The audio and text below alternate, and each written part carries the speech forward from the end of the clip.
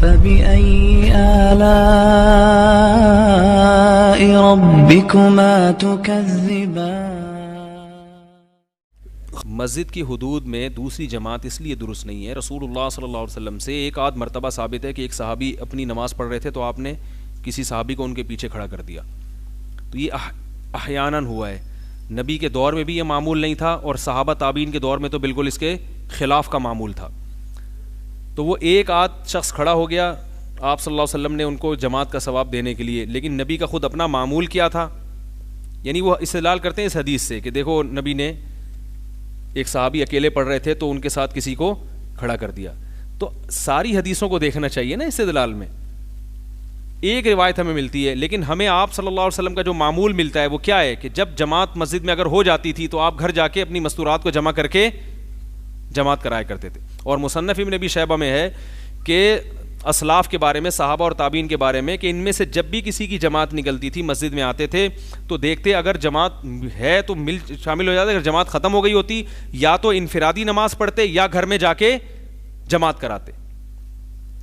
کیونکہ اس میں عمومی ماحول جیسے عرب میں بن چکا ہے, اس میں نقصان ہے. اس لیے کہ جماعت کی نماز ہے مسلمانوں کی اجتماعیت کے لیے. میں بھی یو اے ای گیا ہوں, سعودیہ جب بھی گیا ہوں تو وہ ایک جماعت سلام پھیرو فوراً دوسری جماعت, وہ سلام پھیرے فوراً. اس کی پر کون سی حدیث ہے بھائی؟ اتنی بڑی بڑی جماعتیں ہو رہی ہیں.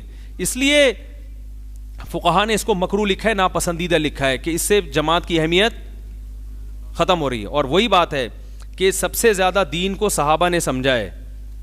اگر وہ ایک روایت ہے کہ ایک صحابی کو نبی نے جماعت سے نماز پڑھوا دی تو صحابہ کرام نے اس کو فالو نہیں کیا. لو کان خیر لسبقونا الیہ, اگر یہ کام باقاعدہ سنت ہوتا, یہ افضل ہوتا تو صحابہ اس میں پہل کرتے. ہم دیکھتے ہیں کہ صحابہ اور تابعین ایسا نہیں کیا کرتے تھے. لوگ ہمیں حوالے دیتے ہیں سعودی عرب میں ایسا ہوتا ہے.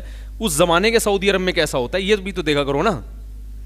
جو صحابہ تابعین تبع تابعین کے دور میں جو سعودی عرب تھا اسی کے بارے میں کہہ رہے ہیں کہ صحابہ ایسا نہیں کرتے تھے. صحابہ تابعین گھر میں جا کے یا تو گھر والوں کو جماعت کراتے یا مسجد میں انفرادی نماز پڑھتے تھے.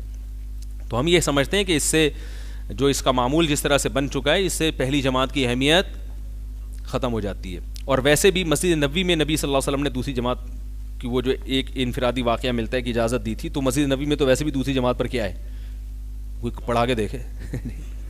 تو وہاں یہ لوگ نہیں کہتے, حدیث میں تو آتا ہے مسجد نبوی کی اور آپ لوگ منع کر رہے ہیں, تو آپ وہاں نہیں کہیں گے کبھی بھی. عربوں کے خلاف ایک لفظ بھی نہیں بولیں گے, سارے کے نزلے ہم پہ گرتے ہیں. تو مسجد نبوی میں پابندی آپ کہتے ہیں وہ تو سیاستاً پابندی ہے, تو ہم بھی کہتے ہیں یہاں بھی کس طرح پابندی ہے سیاستاً, کیونکہ اس سے پہلی جماعت کی اہمیت ختم ہو رہی ہے.